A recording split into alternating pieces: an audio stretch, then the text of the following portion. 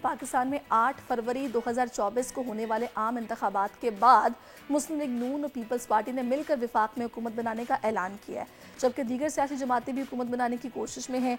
तो मुल्क में जो बनने वाली नई हुकूमत है, जहां सियासी महाज पर इसको प्रॉब्लम्स का सामना करना पड़ेगा, वहीं एक गंभीर सिचुएशन जो है वो इकोनॉमिक होगी, जिसमें मैंने पहले भी डिस्कस किया कि मुआशी तरक्की कम है, महंगाई है, बेरोज़गारी है, ये बहुत बड़ा चैलेंज है। फिर उसके बाद कर्ज़े जो हमें अदा करने हैं और इनमें इजाफा हुआ है गुज़श्ता चंद सालों में बेपनाह।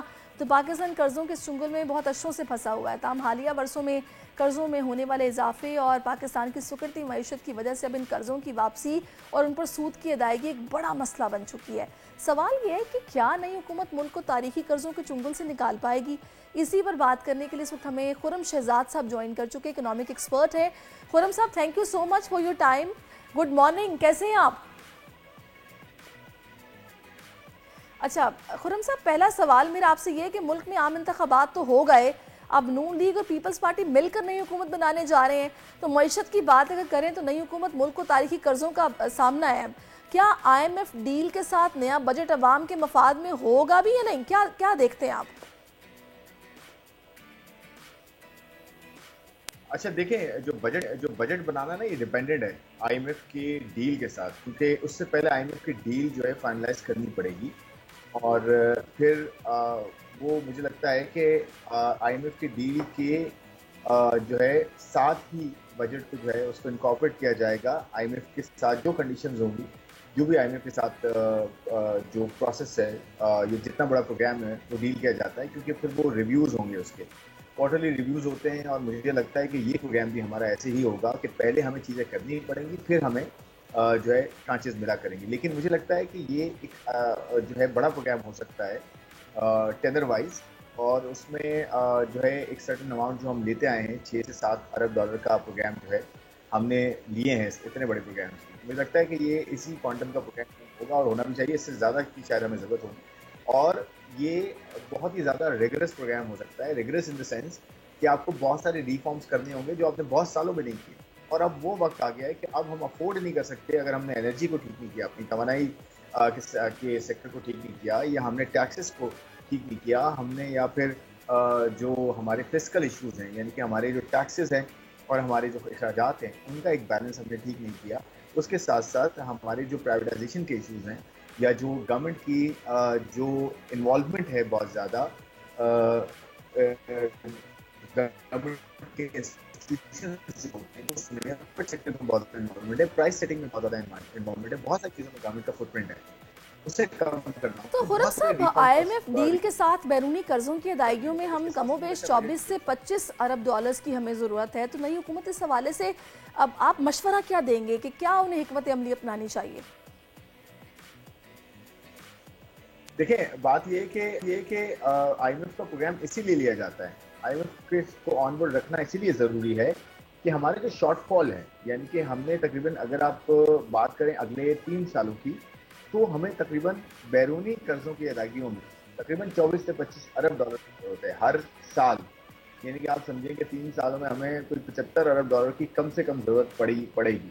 और हमारे रिजर्व आगे जाते हुए भी शायद इतने ज़्यादा इम्प्रूव नहीं हो रहे उस तरह से, जब तक हम रिफॉर्म्स नहीं करते, जब तक हम कैपेसिटी क्रिएट नहीं करते, जब तक हम टैक्सेस को जो है किस तरह से कम नहीं करते। और आईएमएफ के प्रोग्राम में रह के टैक्सेस कम करना मुश्किल है, लेकिन हाँ, ये किया जा सकता है कि टैक्सेस को सही जगह लगाएं और फॉर्मल सेक्टर से टैक्सेस को कम करें। रियल स्टेट है, एग्रीकल्चर है, प्रोफेशंस हैं, जो है, और रिटेल एंड होलसेल ट्रेड है, वो वाले एरियाज बहुत सारे जो अनटैक्सड हैं, जहाँ से टैक्स इकट्ठा किया जा सकता है, और एक तरफ रिलीफ दें, ताकि टैक्स की जो टारगेट्स हैं वो भी कम ना हो, वो भी हम अचीव कर सकें, साथ साथ सही जगह टैक्स लगाएं, जिसे कहते हैं टैक्स का नेट बढ़ाना।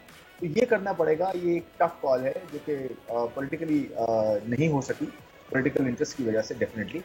दूसरा जो है एनर्जी सेक्टर को ठीक करना है, ताकि हमारी मैन्युफैक्चरिंग और हमारे जितने बिजनेस हैं उनको एनर्जी सस्ती मिले, हाउस होल्ड्स को बिल्कुल बिजली सस्ती मिले, इन्फ्लेशन में बिल्कुल। कमी आए। तो कहने का मतलब ये है कि आगे जाते हुए आईएमएफ को ऑन बोर्ड रखना इसलिए ज़रूरी है कि हमें डॉलर्स की ज़रूरत है, और हमें वक्त पे डॉलर्स मिले, ताकि उन डॉलर्स को सही इस्तेमाल कर सकें। ये बड़ा ज़रूरी हो गया। हमने पिछले 24 प्रोग्राम्स में आईएमएफ से जितने कर्जा लिया है वो हमने सही इस्तेमाल नहीं किया, इसीलिए हम 24 प्रोग्राम में गए, 25वां प्रोग्राम जो होगा।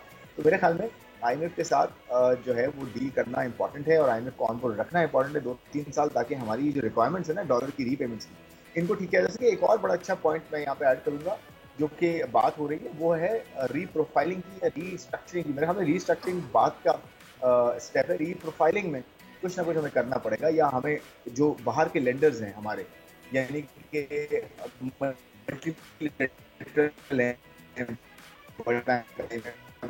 हमारे बहुत लेंडर हमें बहुत ज्यादा डॉलर नहीं पे करना है, जो है ना तय करना पड़ेगा कि हमें थोड़ा रूम और मिल जाए, एक मरतबा रूम मिले। हम जो है रिलीजियसली जो है इस पर काम करेंगे और अपनी हालत को बेहतर करेंगे, ठीक करेंगे, तो ये करना पड़ेगा। और फिर दूसरी बात है, दुनिया के साथ हमें ये डील करना पड़ेगा कि जो फॉरेन हमारा जो कर्जा है, बाहर का कर्जा जो है, उसे हमें कन्वर्ट करना पड़ेगा ग्रीन फाइनेंस में। ग्रीन फाइनेंस से मेरी मुराद ये है कि हम एनवायरमेंटली यानी कि माहौलियाती तौर पे हम बहुत ज़्यादा अफेक्टेड हैं, बारिशें बहुत ज़्यादा हो रही हैं, फ्लड्स आ रहे हैं, और ये दुनिया के जो कार्बन एमिशन है, जो पोल्यूशन है, ये सारी हम पे आती है, तो हमें ये पूरा एनवायरमेंट डिस्टर्ब हो रहा है। तो ये दुनिया अगर कर रही है तो हमें दुनिया से ये बात करनी है कि भाई हम अफेक्टेड हैं, हमें हमारे कर्जों को कम किया जाए, क्योंकि हम इससे नुकसान उठा रहे हैं, आपकी मालूमियाती आलूदगी की वजह से हमारा नुकसान हो रहा है।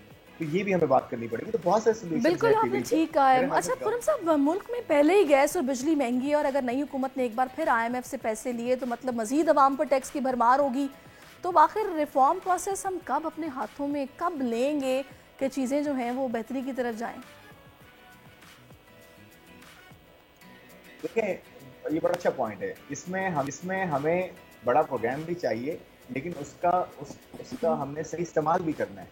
जैसे मैंने कहा ना कि एक और प्रोग्राम ले लेने से कोई फर्क नहीं पड़ना। अगर आपकी स्ट्रैटेजी वही है, अगर आपकी हिकमत अमली वही है, अगर आपका प्लान ही वही है कि जी हमने बस आईएमएफ से पैसे ले लेने, हर क्वार्टर में उनको बस नंबर थोड़े से दिखाने, और इन्फ्लेशन बढ़ जाएगी, टैक्सेस बढ़ जाएंगे, गैस की और बिजली की कीमतें बढ़ा दी जाएंगी, और पीछे जो बिजली जिस तरह से बन के आ रही है, जिस तरह से पहुंचाई जा रही है, उस सेक्टर को हम ठीक नहीं करेंगे। उसमें गवर्नमेंट का जो है बहुत ज़्यादा इन्वॉल्वमेंट होगी। गवर्नमेंट खुद ही बायर है, खुद ही सेलर है, खुद ही जनरेट भी करती है सब कुछ बिजली, तो गैस की प्राइसेस भी खुद सेट करती है। तो गवर्नमेंट को अपने फुटप्रिंट निकालना होगा, अपनी इन्वॉल्वमेंट कम करनी होगी।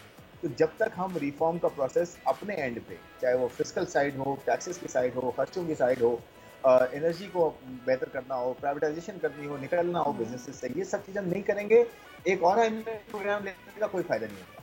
उस वक्त तक नहीं होगा जब तक ये काम नहीं कर लेंगे। आईएमएफ का प्रोग्राम लेना प्रॉब्लम नहीं होगा, उसके साथ उस प्रोग्राम में रह के अपनी चीज़ों को ठीक करना ज़्यादा इंपॉर्टेंट है, ताकि फिर आईएमएफ की जरूरत ही ना पड़े।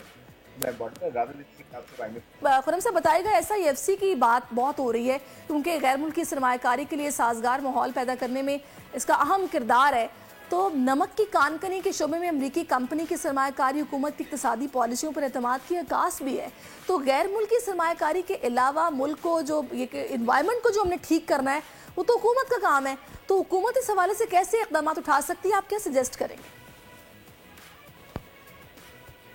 देखिए, SIFC जो है ना एक बड़ा इफेक्टिव ट्रांजैक्शनल जो है प्लेटफॉर्म है। यानी कि एक दो तरीके होते हैं कि एक तो आप एनवायरनमेंट को ठीक करें ना, SIFC एनवायरनमेंट को कैसे ठीक करेगी। SIFC तो इसलिए प्लेटफॉर्म है कि जी इन्वेस्टर आए तो उसे कोई दिक्कत ना हो, या जो यहाँ का इन्वेस्टर है उससे कोई दिक्कत ना हो, कोई नया प्रोजेक्ट लगाना चाहता है, कोई इन्वेस्टमेंट करना चाहता है, तो जो डिसीजन मेकिंग है वो बहुत क्विक हो जाए। तो उस हिसाब से SIFC अपना एक प्लेटफॉर्म है। लेकिन एनवायरनमेंट को हमने ठीक करना है, वो पॉलिसी के थ्रू होगा। वो कोई भी मैंडेटेड गवर्नमेंट आती है वो रिफॉर्म करेगी, पॉलिसी के थ्रू होगा, तब ये SIFC ज़्यादा इफेक्टिव होगा।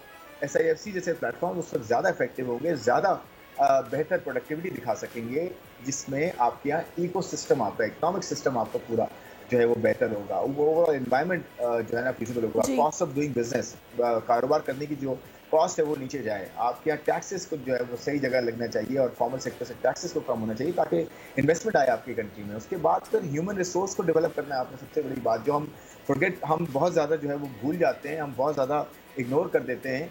और जो भी पॉलिसी मेकर्स हैं उनको ये देखना है कि बच्चे आउट ऑफ स्कूल इतने सारे हमारे सोशल इंडिकेटर्स खराब हो रहे हैं, वो बड़े मसले हैं हमारे, ये डेट को मैनेज करना, एनर्जी। सही खुर्रम साहब, बिल्कुल आपने सही कहा। बहुत शुक्रिया कि आपने इतने मुफीद मशवरे भी दिए हैं और लोगों को आपने समझाया इकॉनमी के मामलात किस तरह बेहतर हो सकते हैं, होना क्या चाहिए। Thank you so much for your time. Subscribe करें और बेल दबाएं ताकि कोई खबर रह न जाए।